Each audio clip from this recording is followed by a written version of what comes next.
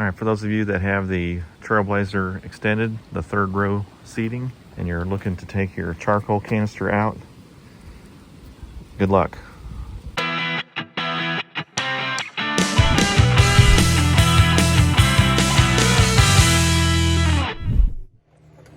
So here I am underneath the Failblazer trying to locate the charcoal canister.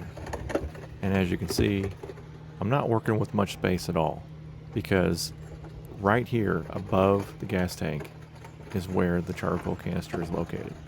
Why they put it here, I have no idea. But there's way too much stuff in the way to get my hands up in here to remove this.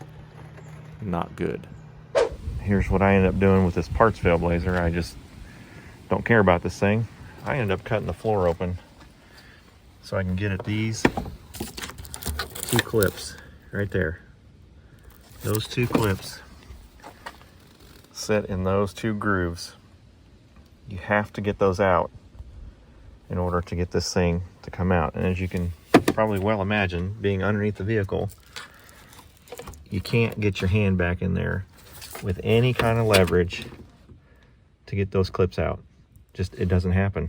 With my fat hands, I could not reach up there and work those clips. I just couldn't do it. I stuck that in there, wedged it, and then I got this big pry bar and yanked it back that way. I think the service manual recommends you have to drop the tank, or in this case, cut a hole in the floor. So the front side has this pocket right there. Put that front pocket into the groove and lower it down, and it should click into place. So you have to get those rear clips off so that you can lift the rear, pull it out that way, lift it up, and then slide it out between the floor and the gas tank. That's a lot to do with zero room. I tried. You've got this heat shield that I bent out of the way and cut just a little bit, bent that out of the way. There's a large muffler that goes right here, so you really can't get your hand in here for anything. These are the connections you got to get undone. This one here and this little one here. These aren't a bear to get off.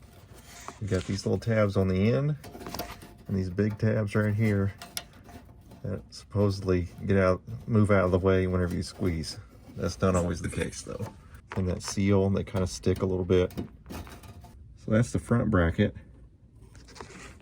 You can see back there, there are the two tabs. That charcoal canister fills up that entire cavity. You have maybe this much room above it.